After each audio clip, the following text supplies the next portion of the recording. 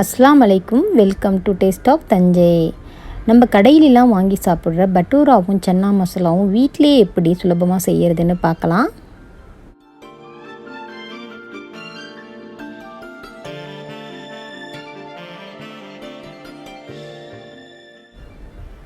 அதுக்கு 1 கப் அளவுக்கு கொண்டக்கடலை எடுத்துக்கோங்க.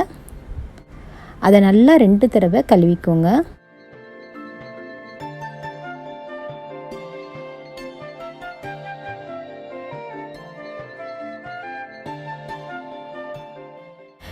இப்போ தண்ணி ஊற்றி 8லேருந்து 10 மணி நேரத்துக்கு ஊற வைங்க. நைட்டுக்கு சன்னா மசாலா செய்ய போகிறீங்கன்னா காலையிலேயே ஊற வச்சுருங்க. அதுக்கு தேவையான பொருட்கள் 2 பெரிய வெங்காயம், 2 தக்காளி மீடியம் சைஸு, அதை கட் பண்ணி வச்சுக்கோங்க. தேவையான மசாலா 1/2 டீஸ்பூன் மஞ்சள் தூள், 1 டேபிள் ஸ்பூன் மல்லித்தூள், 1/2 teaspoon garam masala, 1 table spoon மிளகாய்த்தூள்,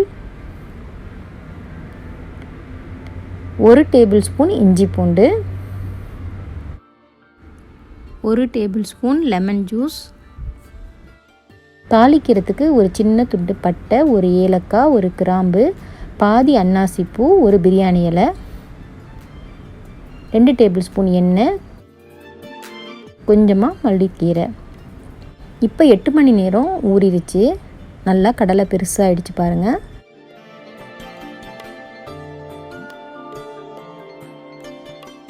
இப்போ அந்த கடலையை குக்கரில் மாற்றி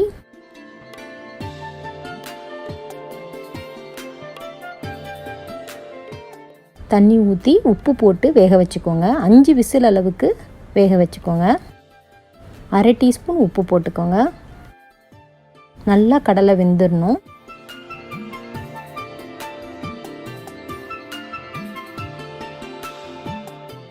இப்போ 5 விசில் அடிச்சிருச்சு. நல்லா கடலை வெந்துருச்சு. இந்த அளவுக்கு மசீர அளவுக்கு கடலை வெந்துடணும். இப்போ ஒரு கைப்பிடி அளவுக்கு கடலை எடுத்து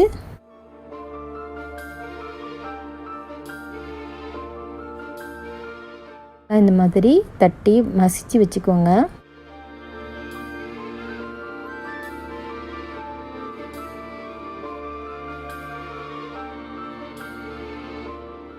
இப்போ 1 டேபிள் ஸ்பூன் அளவுக்கு எண்ணெய் ஊற்றி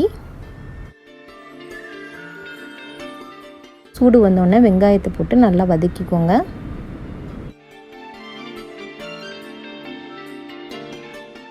இஞ்சி பூண்டையும் போட்டுருங்க. இந்த அளவு வெங்காயம் வதங்கினோடனே மசாலா எல்லாத்தையும் போட்டுருங்க. மஞ்சள் தூள், மல்லித்தூள், கரம் மசாலா, மிளகாய்த்தூள்,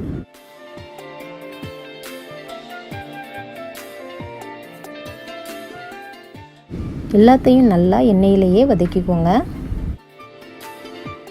மசாலா வதங்கிறதுக்கு 2 டேபிள் ஸ்பூன் அளவுக்கு தண்ணி ஊற்றிக்கோங்க.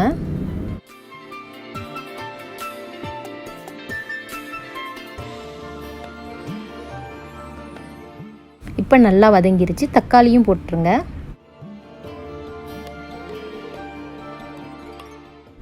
தேவையான அளவு உப்பு போட்டுக்கோங்க. ஏற்கனவே கடலையில் நம்ம உப்பு போட்டிருக்கோம்.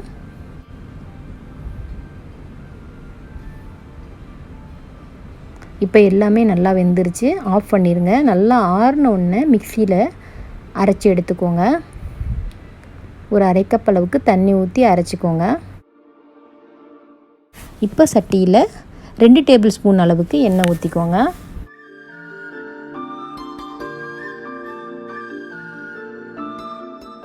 இப்போ எடுத்து வச்சுருக்க பட்டை, கிராம்பு, ஏலக்காய், பிரியாணி இலை எல்லாத்தையும் போட்டுருங்க.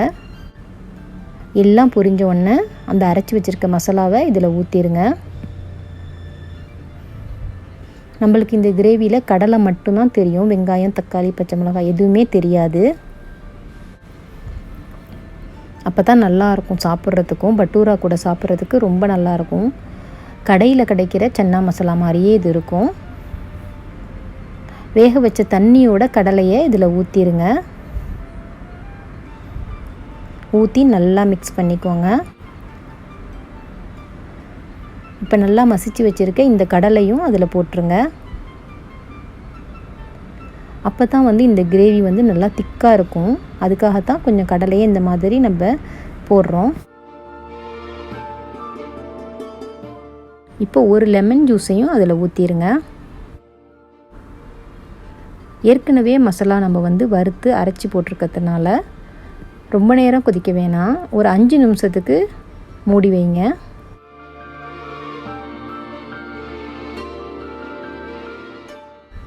மல்லிக்கீரையும் போட்டு 5 நிமிஷத்துக்கு நல்லா மூடி வச்சுருங்க. சிம்மில் வச்சுருங்க அடுப்பை.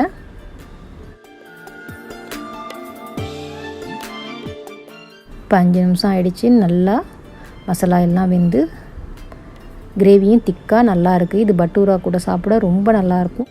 இப்போ பட்டூராவுக்கு மாவு பிசைஞ்சிக்கலாம். 2 கப் அளவுக்கு மைதா மாவு எடுத்துக்கோங்க.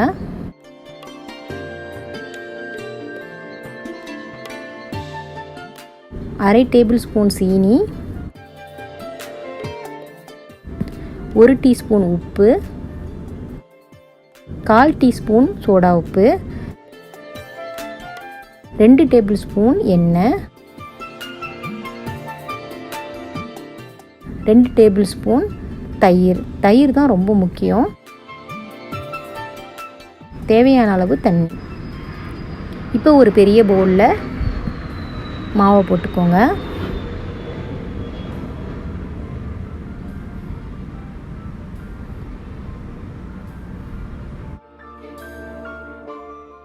சீனி, உப்பு, சோடா உப்பு, இது மூணையும் நல்லா மாவோட மிக்ஸ் பண்ணிடுங்க.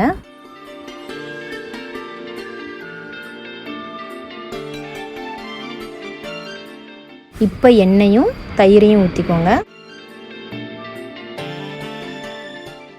அதையும் நல்லா மாவில் மிக்ஸ் பண்ணிக்கோங்க. எல்லா மாவுலையும் கலந்துடணும். இப்போ நல்லா எல்லாமே ஒன்றா மிக்ஸ் ஆகிடுச்சு. இப்போ கொஞ்சம் கொஞ்சமாக தண்ணியை சேர்த்து பிசைஞ்சிக்கோங்க. ரொம்ப கல் மாதிரியும் இருக்கக்கூடாது மாவு, ரொம்ப இலகலாகவும் இருக்கக்கூடாது. மீடியமாக பிசைஞ்சிக்கோங்க. ஒரு 5லேருந்து 10 நிமிஷத்துக்கு நல்லா பிசைஞ்சிக்கோங்க. இப்போ ஒட்டாமல் இந்தளவு நல்லா சாஃப்டாக வந்துருச்சு. இப்போ கொஞ்சமாக எண்ணெய் தடவி எல்லா பக்கமும் படுற மாதிரி எண்ணெயை தடவிக்கோங்க.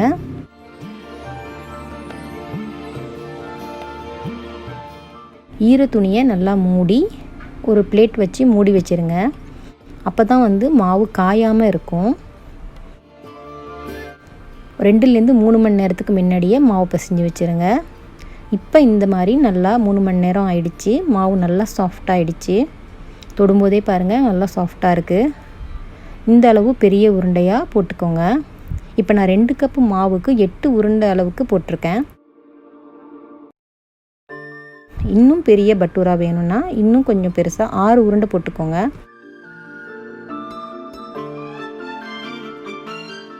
இந்த மாதிரி மாவை எடுத்து நல்லா இப்படி உருட்டி வச்சுக்கணும். இந்த சைஸ் உருண்டை மீடியம் சைஸ் பட்டூரா வரும். இதை விட பெருசாக போட்டிங்கன்னா இன்னும் நல்லா பெரிய பட்டூராவாக வரும்.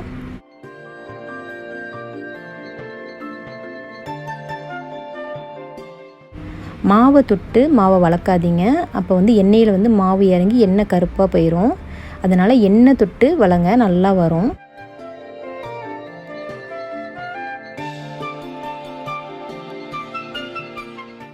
நல்லா பெருசாக வளர்த்தி எடுத்துக்கோங்க.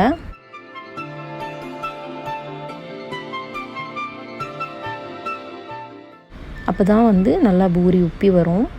எண்ணெயை வந்து மீடியம் ஹீட்டில் வச்சு சூடு பண்ணிக்கோங்க. நல்லா எண்ணெய் சூடு வந்துடணும்.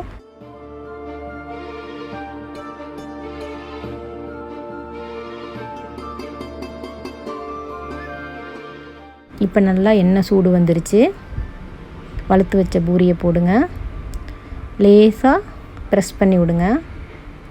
எண்ணெயை அது மேலே ஊற்றுங்க. அப்போ தான் நல்லா உப்பி வரும்.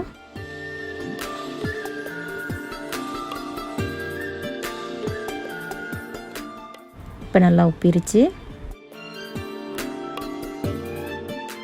அதை திருப்பி விடணும். இந்தளவு லைட்டாக செவந்தால் போதும். பட்டூரா வந்து லைட்டான சிகப்பில் தான் இருக்கணும். பூரி மாதிரி ரொம்ப சிகப்பாக ஆகக்கூடாது. வெள்ளையாக இருந்தால் தான் நல்லாயிருக்கும். அவ்வளோதான், ரெடி ஆகிடுச்சு. இதே மாதிரி இன்னொன்றையும் வளர்த்து எண்ணெயில் போடுவோம்.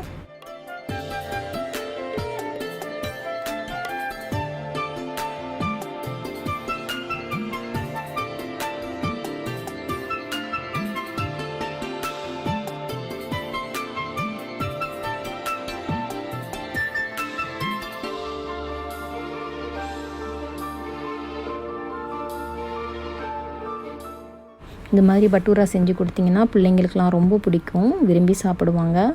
எல்லாருக்குமே ரொம்ப பட்டூரா பிடிக்கும். அவ்வளவுதான், நம்மளோட பட்டூரா சூப்பராக ரெடி ஆகிடுச்சு. இது கூடவே சன்னா மசாலாவும் வெங்காயமும் பச்சை மிளகாவும் வச்சு சர்வ் பண்ணிங்கன்னாக்கா ஹோட்டலில் சாப்பிட்ற மாதிரியே இருக்கும். நீங்களும் செஞ்சு பாருங்கள். செஞ்சு பார்த்துட்டு உங்களோட கமெண்ட்ஸை எனக்கு சென்ட் பண்ணுங்கள். இதே மாதிரி சுவையாகவும் ருசியாகவும் நீங்களும் சமைக்கணும்னா நம்ம சேனல் டேஸ்ட் ஆஃப் தஞ்சையை மறக்காமல் லைக் பண்ணுங்கள், ஷேர் பண்ணுங்கள், சப்ஸ்கிரைப் பண்ணுங்கள். தேங்க்யூ ஃபார் வாட்சிங்.